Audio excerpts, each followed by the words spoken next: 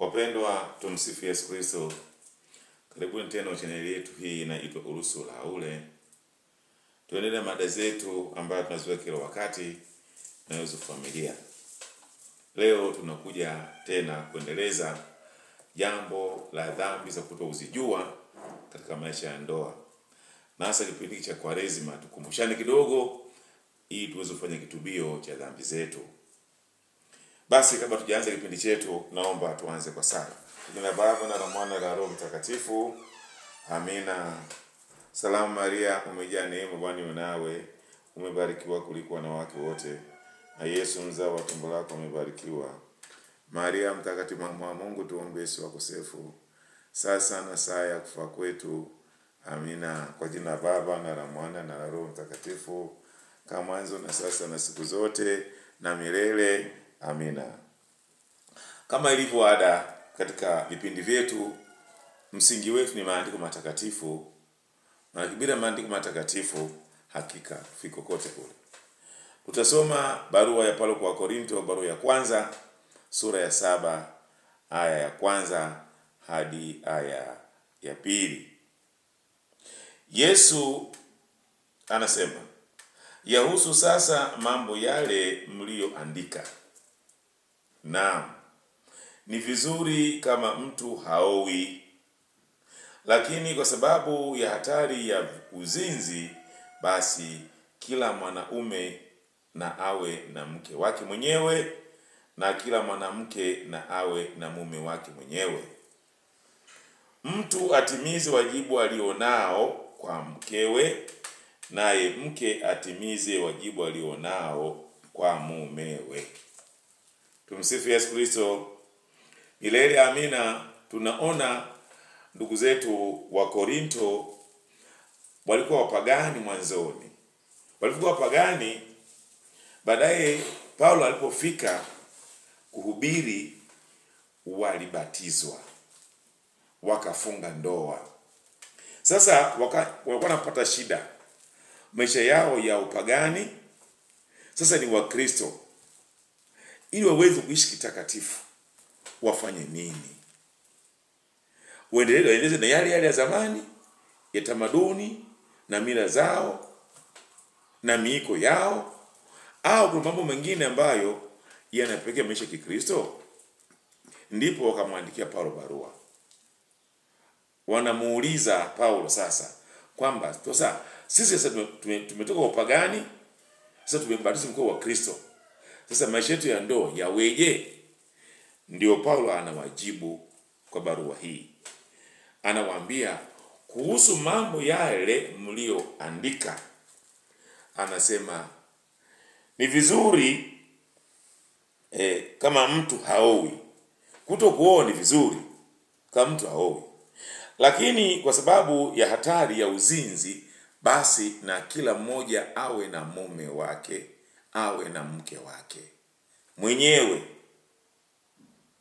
Na anasema sasa, kwa kuwa na mke na kuwa na mume, anasema na kila mume atimize wajibu wake kwa mkewe, na kila mke atimize wajibu aliokuwa nao kwa mumewe. Hapa Paulo anatuambia kwamba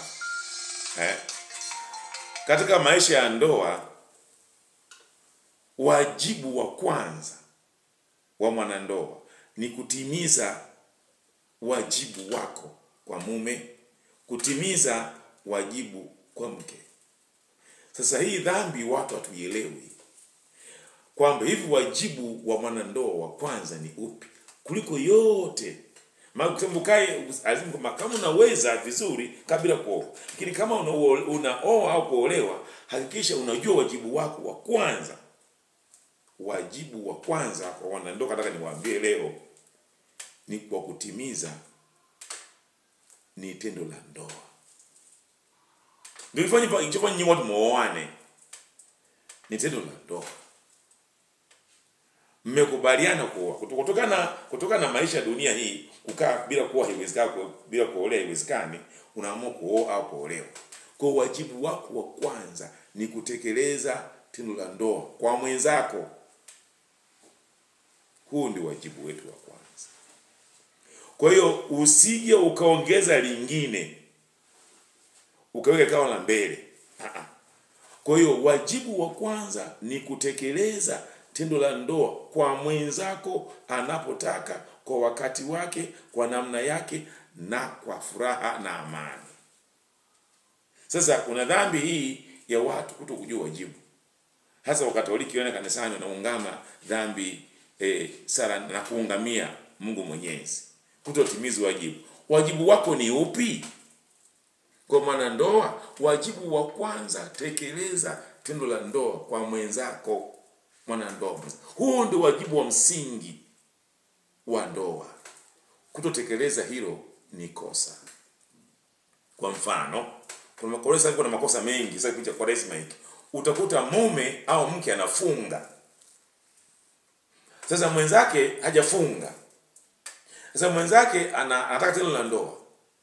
Anambia mimi nimefunga. Ndio wajibu wako wa kwanza ndio huo. Funga hiyo sio sahihi. Hakikisha mnapotaka kufunga, hakikisha kwamba na mwenzako mnakubaliana. Na kama mnakubaliana ifike mara kwamba kama umefunga, maana tekeleza wajibu wako wa msingi kwanza wa tendo la ndoa. Wajibu wako wa mwanandoa, tendo la ndoa kwa mwenzako wa ndoa. Kuna watu nakuta wanaenda kufunga mafungo siku 7, siku 8, siku 10. Lakini mwenzake wa ndoa anapata shida tendo la ndoa nyumbani. Kwa kupitia Kwaresima hii naomba niwaalike wanandoa kujua wajibu wenu, wajibu wetu sisi wanandoa, ili ndoa ziwe takatifu. Maana Paulo amesema msinyimane. Mstari wa 4 na nasema mkubaliane. Mstari wa 5. Kwa kama wewe unafunga, hakikisha unakubaliana na mwenzako. Na mwenzako aridhie. Usiye ukamlazimisha mwenzako, mimi nimefunga, kwa hiyo usiniguse. Hiyo funga kwenye ndoa si sahihi. Naomba wanandoa tuwe makini sana. Kuomba Kwaresima hii tujiulize, tutafakari. Umetimiza wajibu wako wa msingi kama mwanandoa kwenye ndoa yako? Ndipo sala zinafuata zinakuwa na uhakika. Lakini ushindwa kutimiza wajibu wako, ambao Paulo anasema hapa kwamba kila mume atimize wajibu wake kwa mkewe na kila mke atimize wajibu wake kwa mume. Huo msingi wa kwanza wa wanandoa. Kwa hiyo naomba kwa wanandoa tuinje kwa Yesu. Sio tukafikiri tunafunga kumbe tunashinda na njaa. Kumnyima mwenzako tendo la ndoa ili kwa sababu umefunga ni kosa. Tena kosa la jinai, tunapaswa kuungama. Sasa naomba kwa wiki ya mwisho, wiki kuu inapokuja, hakikisha kwamba kwenye ndoa yako, ili uweze kushika Pasaka vizuri, hakikisha umetimiza wajibu wako kwenye ndoa. Na wajibu wa kwanza mwanandoa ni tendo la ndoa, ni tendo la msingi, ni wajibu wa msingi kwa wanandoa. Maana pasi na tendo la ndoa hakuna ndoa. Kwa kumbe tendo la ndoa ndio wajibu wa msingi wa wanandoa, kutekeleza na kutimiza hilo. Baada ya kusema hayo, niwakaribisha zaidi kwenye channel yetu hii inaitwa Urusula. Naomba ukifungua, ukisikiliza, kuna maandishi ya subscribe hapo, bonyeza, kuja kengele bonyeza, ili uendelee kupata vipindi hivi kila wakati, na kutoa maoni na kushare watu wengine. Tutambue wanandoa, wajibu wetu wa kwanza ni tendo la ndoa kwa mwenzi wako wa ndoa. Usije ukamnyima mwenzako tendo la ndoa eti kwa sababu umefunga. Funga hiyo si sahihi. Naomba kipindi kitafakari, tujiulize, ili ndoa zetu ziwe salama, zenye upendo na amani. Na ndoa ndio msingi wa jamii duniani. Baada ya kusema hayo, tuendelee kusikiliza kipindi chetu na kipindi vingine tukawapatieni. Tumsifu Yesu Kristo. Milele amina. Asante kwa kunisikiliza.